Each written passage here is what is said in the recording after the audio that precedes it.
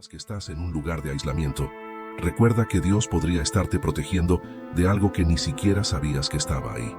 Confía en su protección, en su amor y en su plan perfecto para tu vida. Parte 3. El aislamiento como transformación divina. Hasta ahora hemos hablado de cómo el aislamiento puede ser un terreno de preparación y una forma de protección divina. Ahora, quiero que reflexionemos sobre algo aún más profundo. Cómo Dios usa este tiempo de aislamiento para transformarte en la persona que estás destinado a ser. Cuando pensamos en transformación, a menudo la asociamos con cambios visibles y rápidos, pero en la realidad espiritual, la transformación es un proceso más sutil, que ocurre lentamente y en silencio, mucho antes de que los resultados se hagan visibles. Es como la metamorfosis de una oruga en una mariposa. La oruga entra en su capullo, un espacio de total aislamiento, donde el mundo exterior no puede ver lo que está sucediendo. En ese espacio parece que no pasa nada, pero en realidad se está llevando a cabo una de las transformaciones más asombrosas de la naturaleza. Al final, la oruga emerge como una mariposa, completamente transformada y lista para volar. De manera similar, cuando Dios te aísla, no es para dejarte sin rumbo ni propósito, es porque Él está trabajando en tu interior, transformando tu corazón, tu mente y tu espíritu. Este es un proceso que requiere tiempo y, a menudo, soledad. Dios está deshaciendo las viejas formas de pensar, los hábitos que te frenaban, y está construyendo algo nuevo en ti, algo que solo puede ser hecho en ese espacio apartado. Un ejemplo bíblico poderoso de esto es la historia de David antes de convertirse en rey. Antes de que David tomara el trono, pasó años en el desierto, huyendo del rey Saúl. Durante este tiempo, David experimentó un aislamiento profundo, alejándose de todo lo que conocía. Pero ¿qué estaba haciendo Dios en ese desierto? Lo estaba transformando de un joven pastor a un rey según su corazón. David aprendió a depender completamente de Dios, a encontrar su fuerza y su dirección en Él, y a confiar en su tiempo perfecto. Esa transformación fue esencial para que David se convirtiera en el líder que Dios había planeado desde el principio. En tu propia vida, puede que estés pasando por un periodo similar. Quizás sientes que estás en un lugar de desolación, preguntándote cuándo cambiarán las cosas, cuándo verás las bendiciones que esperas. Pero lo que Dios quiere que entiendas es que este tiempo de aislamiento es crucial para tu transformación. Dios está trabajando en ti de maneras que ni siquiera puedes imaginar ahora. Está cambiando tu carácter, fortaleciéndote y preparándote para lo que vendrá. Y aquí hay algo importante que quiero que recuerdes. La transformación que Dios está haciendo en ti durante este tiempo de aislamiento no es solo para tu beneficio. Está preparando tu vida de tal manera que cuando salgas de este proceso, podrás impactar a otros. Establecido.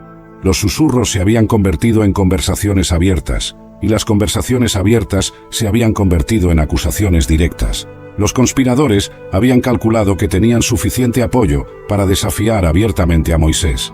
Después de todo, eran 250 hombres principales, más sus familias y seguidores. Era una fuerza considerable dentro del campamento, pero había algo que no habían tomado en cuenta, que Dios mismo estaba del lado de Moisés.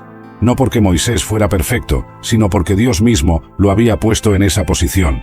Desafiar a Moisés era desafiar a Dios, y eso tendría consecuencias que ninguno de ellos podía imaginar. La conspiración había llegado a su punto máximo. Ya no se trataba de quejas privadas o murmuraciones secretas. Ahora era una confrontación abierta, una declaración de guerra contra la autoridad establecida por Dios. Los dados estaban echados. Coré, Datán y Abirón, junto con sus 250 seguidores, habían cruzado una línea de la cual no habría retorno. Habían decidido que era hora de actuar, de tomar el control, de cambiar el orden establecido. Pero estaban a punto de descubrir que cuando desafías a Dios, las consecuencias pueden ser más terribles de lo que jamás imaginaste. Cuando Moisés escuchó las acusaciones de los rebeldes, su reacción fue inmediata y reveladora. Números 16, verso 4, nos dice que cayó sobre su rostro. Esta no era una posición de derrota, era una posición de oración, de búsqueda de la voluntad de Dios. Esa es la diferencia entre un líder designado por Dios y un líder autoproclamado. Moisés no respondió con ira, no contraatacó con argumentos políticos, no trató de defender su posición con palabras. En lugar de eso, buscó a Dios. Cuando se levantó de su oración, Moisés tenía una propuesta que resolvería el conflicto de una vez por todas. en lugar de debatir sobre quién tenía razón, dejaría que Dios mismo diera la respuesta. Propuso una prueba que determinaría de manera definitiva quién había sido elegido por Dios. Mañana mostrará Jehová quién es suyo y quién es santo, dijo Moisés en el verso 5. Y hará que se acerque a él, y al que él escogiere, él lo hará acercarse a sí. La prueba era simple pero peligrosa. Cada uno de los rebeldes debía tomar un incensario, poner incienso en él y presentarlo ante Dios. Pero aquí está el detalle crucial. Solo los sacerdotes autorizados podían ofrecer incienso ante Dios. Cualquier otro que lo hiciera, moriría. Es importante entender que esto no era un capricho de Moisés. La ley sobre quién podía ofrecer incienso había sido establecida por Dios mismo. En Levítico capítulo 10, versículos 1 y 2, vemos lo que pasó cuando Nadab y Abiú, hijos de Aarón, ofrecieron fuego extraño ante Dios. Murieron instantáneamente. Coré y sus seguidores tenían una decisión que tomar. Podían retractarse de su rebelión, reconocer que habían estado equivocados y someterse a la autoridad de Moisés, o podían seguir adelante con su desafío, arriesgando sus vidas. Pero el orgullo es unan como hombres comunes, interactuando con seres humanos de maneras sorprendentemente normales. Uno de los casos más notables ocurre en el capítulo 18, cuando 3 visitantes aparecen ante Abraham. El patriarca los recibe como invitados humanos normales, ofreciéndoles hospitalidad con agua para lavar los pies, descanso bajo un árbol y una comida preparada con cuidado. Es solo al desarrollarse la narrativa que se vuelve claro que 2 de esos visitantes eran ángeles, mientras que el tercero era una manifestación del propio Señor. Esta capacidad de los ángeles de asumir forma humana e interactuar de manera tan natural con los seres humanos nos presenta un aspecto fascinante de su naturaleza. Sugiere una habilidad de transitar entre lo celestial y lo terrenal, adaptándose a las necesidades de la misión que se les ha confiado. El episodio de Abraham y los 3 visitantes nos lleva a considerar el propósito de estas apariciones angélicas en forma humana. En este caso específico, los visitantes vinieron para anunciar a Abraham que su esposa Sara, ya anciana, daría a luz a un hijo, el tan esperado heredero. Esta misión ilustra uno de los roles fundamentales de los ángeles en la narrativa bíblica.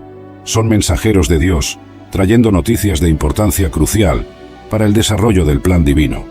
El hecho de que aparezcan en forma humana para entregar este mensaje sugiere que Dios, en su sabiduría, a veces elige comunicarse con nosotros a través de medios que podemos comprender y aceptar más fácilmente. La apariencia humana de los ángeles en este caso puede haber ayudado a Abraham a recibir el mensaje sin el temor abrumador que normalmente acompaña a las apariciones angélicas en su forma celestial. Esto nos recuerda que los ángeles, en toda su majestad y poder, son sobre todo siervos de Dios, adaptándose según sea necesario para cumplir su voluntad y comunicar sus mensajes a la humanidad. Otro ejemplo notable de ángeles apareciendo en forma humana ocurre en el capítulo 19 de Génesis, cuando 2 ángeles visitan a Lot en Sodoma. Nuevamente, inicialmente son percibidos como hombres comunes, y Lot los recibe en su casa, ofreciéndoles hospitalidad. Sin embargo, la verdadera naturaleza y poder de estos visitantes celestiales pronto se hacen evidentes.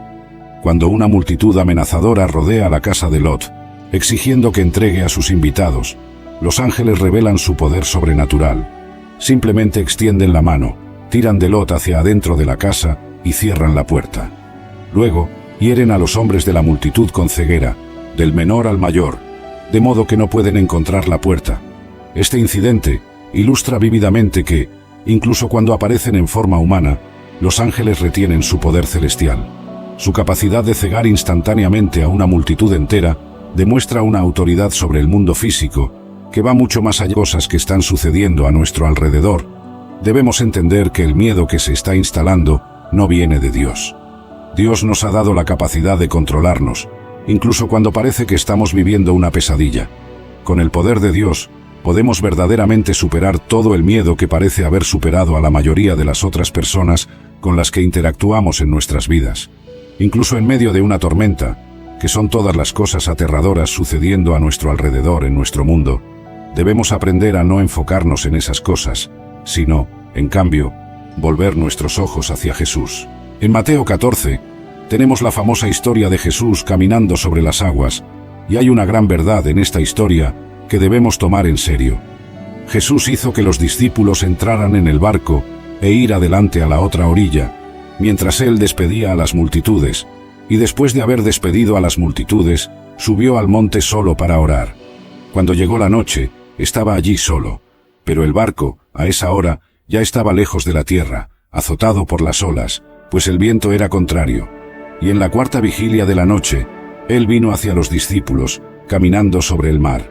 Pero cuando los discípulos lo vieron caminando sobre el mar, se aterrorizaron y dijeron, «Es un fantasma», y gritaron de miedo. Pero inmediatamente Jesús les habló, diciendo, «Ánimo, soy yo, no tengan miedo». Así como Jesús está diciendo a los discípulos en esta situación que no teman, también sabemos que, cuando las tormentas están a nuestro alrededor, no necesitamos temer porque Jesús está cuidando de nosotros. Pedro respondió a Jesús y dijo, «Señor, si eres tú, mándame ir a ti sobre las aguas». Cuando Jesús le dio a Pedro la invitación para venir, Pedro salió del barco y caminó sobre las aguas hacia Jesús. Pero cuando vio el viento, tuvo miedo y comenzando a hundirse gritó, «Señor, sálvame». Jesús inmediatamente extendió la mano, lo sostuvo y le dijo, «Hombre de poca fe, ¿por qué dudaste?». Y cuando subieron al barco, el viento cesó, y los que estaban en el barco lo adoraron, diciendo, «Verdaderamente, tú eres el Hijo de Dios». La Biblia nos dice aquí que Pedro salió del barco y comenzó a caminar sobre las aguas hacia Jesús. ¡Qué evento fascinante! Sin embargo, este momento especial desaparece cuando Pedro quita sus ojos de Jesús y, en cambio, mira a la tormenta a su alrededor. Pierde el enfoque en Jesús y, en cambio, se fija en los vientos violentos, en las olas y en la lluvia. Debido a esta pérdida de enfoque en Jesús, Pedro realmente comenzó a hundirse. Podemos aplicar esto al mundo a nuestro alrededor hoy, cuando nosotros, como cristianos, quitamos nuestros ojos del Salvador y, en cambio, dejamos que las tormentas de la vida nos consuman, es cuando comenzamos a hundirnos. Cuando miramos a Cristo, no necesitamos tener miedo. Una guerra mundial podría estar formándose muy bien. Una nueva pandemia, la peor que hemos visto en la que has sentido después de estar con esa persona. Sales de los encuentros sintiéndote más cerca o más lejos de Dios. Tus conversaciones te edifican o te dejan confundido sobre tu fe. Tus valores cristianos se fortalecen o empiezan a ser cuestionados. Tu deseo de servir a Dios aumenta o disminuye. En 1 Corintios 10, 23, Pablo dice, «Todo me está permitido, pero no todo conviene. Todo me está permitido, pero no todo edifica». Aunque no haya nada explícitamente malo en la relación, si no te está edificando, si no te está acercando más a Dios, eso es una señal importante. Los frutos malos no siempre aparecen de una vez. Es como una fruta que empieza a pudrirse por dentro. Por fuera aún parece bonita, pero por dentro ya está comprometida. De la misma manera, una relación fuera de la voluntad de Dios puede parecer bonita por fuera, pero las señales de deterioración empiezan a aparecer en tu vida interior. 4. El propósito divino. En Jeremías 29, 11, encontramos una de las promesas más poderosas de la Biblia, porque yo sé muy bien los planes que tengo para ustedes, afirma el Señor, planes de bienestar y no de calamidad, para darles un futuro y una esperanza. Este versículo nos recuerda que Dios tiene un propósito específico para nuestra vida, incluso en el área amorosa. Cuando una relación no está alineada con ese propósito divino, es como intentar seguir un GPS, mientras alguien en el asiento del pasajero insiste en llevarte por otro camino. Sientes ese conflicto interno, esa sensación de que te estás desviando de la ruta que Dios planeó para ti. Piensa conmigo, Dios te dio dones, talentos, un llamado específico. Él plantó sueños en tu corazón, visiones para el futuro, un propósito único que solo tú puedes cumplir. En Efesios 2, 10, está escrito que somos creación de Dios, realizados en Cristo Jesús para buenas obras, las cuales Dios preparó de antemano para que las llevemos a cabo. Una de las mayores señales de alerta en una relación es cuando empieza a alejarte de ese propósito. Es cuando te das cuenta de que tus sueños ministeriales empiezan a quedar en segundo plano. Cuando ese deseo de servir a Dios de una manera específica va siendo sofocado para agradar a la otra persona. En Filipenses 3:14 Pablo dice, «Prosigo a la meta para obtener el premio del supremo llamamiento de Dios en Cristo Jesús». Una relación en la voluntad de Dios no te empuja hacia atrás en esta carrera. Al contrario, te impulsa hacia adelante, te ayuda a correr mejor, te incentiva a buscar más a Dios. Cuando Dios no quiere que estés con alguien, frecuentemente sentirás que tus sueños ministeriales empiezan a marchitarse.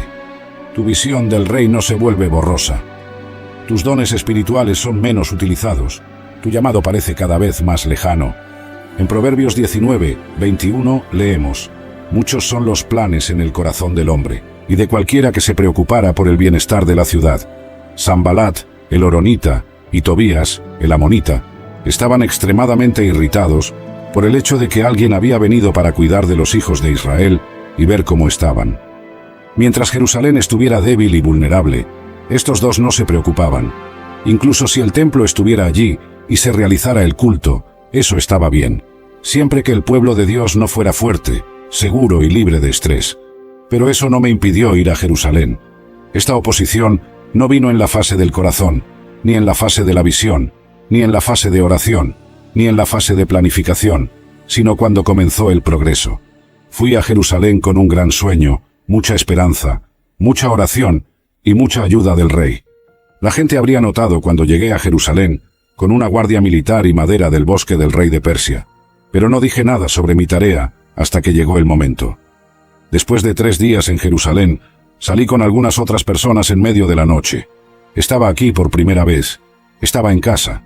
Por la noche, salí por la puerta del valle, examinando los muros de Jerusalén que habían sido derribados y sus puertas que habían sido destruidas por el fuego. Sabía que no podía comenzar a hacer los muros hasta ver cuán mal estaban las cosas. Podría haber pensado en todo lo bueno sobre Jerusalén. Fuimos obligados a dejar Judá, pero ahora estábamos de vuelta allí. Habían construido el templo, había sacrificios y adoración. Aunque el progreso fuera lento, estaba sucediendo. Había mucho por lo que estar agradecido en Jerusalén, pero a veces tienes que mirar lo que está mal. Fue lo que hice. Los oficiales no sabían dónde había ido ni lo que estaba haciendo, porque aún no había dicho nada al pueblo allí, a los sacerdotes, nobles, oficiales, ni a nadie más que fuera a hacer el trabajo. La gente y líderes no solo se sentaron y esperaron un héroe para venir y reconstruir sus muros. Probablemente habían aceptado que era imposible. Parecía que nadie podía arreglar un problema de 100 años.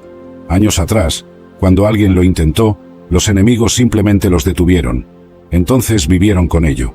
Entonces les dije: miren el problema en que estamos. Jerusalén está en ruinas y sus puertas fueron quemadas. Vengan, reconstruyamos el muro de Jerusalén y no seremos más una desgracia. Ahora, cuando llegué y expliqué la visión para la reconstrucción de los muros a los líderes de la ciudad, había una tremenda importancia ligada a la reunión. Era imposible para mí completar la tarea solo, y estaría en apuros si los líderes no me apoyaban. Les conté sobre la mano bondadosa de mi Dios sobre mí y lo que el rey me había dicho. Me aseguré de que era el proyecto de Dios. Ellos respondieron: vamos a comenzar a reconstruir. Entonces comenzaron este buen trabajo. Pero cuando Sanbalat, el horonita, Tobías, el oficial amonita, y Gesem, el árabe, lo supieron, se rieron de nosotros y nos despreciaron diciendo: ¿qué es esto que están haciendo? Que los que esperan en el Señor renovarán sus fuerzas. Levantarán alas como las águilas. Correrán y no se cansarán. Caminarán y no se fatigarán. Hoy declaro que espero en ti con paciencia y confianza. Aunque mi cuerpo se sienta débil, aunque el camino de recuperación parezca largo, sé que renovarás mis fuerzas en el momento preciso. Cada día me sostienes con tu gracia, permitiéndome avanzar un paso más hacia la restauración completa. Elijo hoy centrarme en la gratitud en lugar del dolor. Podría enfocarme en lo que me falta, en lo que he perdido, en las limitaciones que enfrento, pero decido deliberadamente fijar mi atención en tus bendiciones, en tu amor, en tu presencia constante. Como Pablo, aprendo a estar contento en cualquier situación, sabiendo que todo lo puedo en Cristo que me fortalece. Esta actitud de gratitud transforma mi perspectiva y me permite ver más allá de las circunstancias temporales. Declaro mi fe en ti, aunque no vea aún la sanidad inmediata. Creo en tu poder sanador, en tu amor perfecto, en tu sabiduría infinita. Como Abraham, espero contra toda esperanza, creyendo que cumplirás tus promesas a su debido tiempo. La fe no es negar la realidad del dolor o la enfermedad, sino ver más allá de ellos, hacia el Dios que tiene el poder de transformarlos. Creo que tu poder es mayor que cualquier diagnóstico, que cualquier pronóstico, que cualquier limitación. Te agradezco por las bendiciones cotidianas que a menudo paso por alto, el aire que respiro, la comida que me nutre, el techo que me protege, las personas que me aman. Gracias por los avances médicos que alivian el dolor, por los medicamentos que controlan los síntomas, por los profesionales de la salud que aplican sus conocimientos para ayudarme. Gracias por las pequeñas mejorías que quizás otros no notan, pero que para mí son señales de tu obra restauradora en proceso. Me comprometo a vivir en esperanza y no en desesperanza. Rechazo el pesimismo, la autocompasión y la amargura que quieren instalarse en mi corazón. Elijo creer que todas las cosas ayudan a bien a los que aman a Dios, incluso esta enfermedad, incluso este dolor. La esperanza cristiana no es un simple deseo de que las cosas mejoren, sino la certeza de que, pase lo que pase, estoy en tus manos y tu propósito final es mi bien. Con esta convicción, avanzo día a día. Escribe, Juan el apóstol, que también era evangelista, fue arrojado a un caldero de aceite hirviendo por orden de Domiciano, pero, protegido por la gracia de Dios, salió tan ileso como estaba libre de corrupción por la lujuria. A lo largo de los siglos, este milagro inspiró a incontables cristianos que enfrentaban persecución. Eventualmente se construyó una iglesia, conocida como San Giovanni in Oleo, San Juan en aceite, en el supuesto lugar del milagro en Roma, cerca de la Puerta Latina. Permanece allí hasta hoy como testimonio de este extraordinario suceso. Artistas medievales y renacentistas a menudo retrataron el milagro en pinturas y esculturas. Tal vez la representación más famosa sea el fresco de Domenichino, pintado a inicios del siglo XVII, que captura dramáticamente el momento en que Juan permanece sereno en medio del aceite hirviendo mientras sus verdugos retroceden asombrados. Patmos era una isla pequeña y árida, con aproximadamente 45 kilómetros cuadrados. Lejos de las comodidades de Éfeso, donde Juan había servido como líder de la iglesia, la isla ofrecía condiciones de vida extremadamente duras, especialmente para un hombre de edad avanzada. Los desterrados romanos en Patmos a menudo se veían obligados a trabajar en las canteras, extrayendo el mármol blanco por el que la isla era conocida. Considerando la edad de Juan, no está claro si fue sometido a ese trabajo físico extenuante, pero ciertamente enfrentó aislamiento, escasez de recursos y un gran desconsuelo. Fue en ese entorno desolado donde Juan recibió la extraordinaria serie de visiones que compondrían el libro del Apocalipsis. Como él mismo registra, en el día del Señor, yo estaba en el Espíritu y oí detrás de mí una voz fuerte como de trompeta. Lo que podría haber sido el fin de la historia de Juan, una muerte brutal o un exilio silencioso, se convirtió, en realidad, en el escenario para su contribución más perdurable. Los romanos pretendían silenciar a Juan aislándolo. En cambio, le proporcionaron el ambiente donde recibiría la más profunda revelación escatológica de la Biblia. En sus visiones, Juan contempló el trono de Dios, los 7 sellos, las 7 trompetas y la victoria final de Cristo sobre todas las fuerzas del mal. El mensaje era claro. A pesar de la persecución presente, la victoria final pertenece a Cristo y a sus seguidores. Después de la muerte de Domiciano en el año 96 después de Cristo, muchos de sus actos, incluidos los destierros políticos y religiosos, fueron revocados por el Senado romano. El nuevo emperador, Nerva, adoptó una postura más tolerante hacia los cristianos, permitiendo que muchos desterrados regresaran a sus comunidades.